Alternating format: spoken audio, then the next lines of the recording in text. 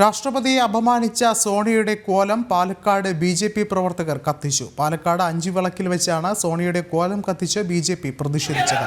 BJP. East ജില്ലാ അധ്യക്ഷൻ പ്രശാന്ത് ശിവൻ പ്രതിഷേധ സമരം ഉദ്ഘാടനം ചെയ്തു. രാഷ്ട്രപതി ദ്രൗപദി മുർമുവിനെ അപമാനിച്ച സോണിയയുടെ നടപടി അങ്ങേയറ്റം അപലപനീയമാണെന്ന് സോണിയ മാപ്പ് പറയണമെന്നും ബി.ജെ.പി. ആവശ്യപ്പെട്ടു.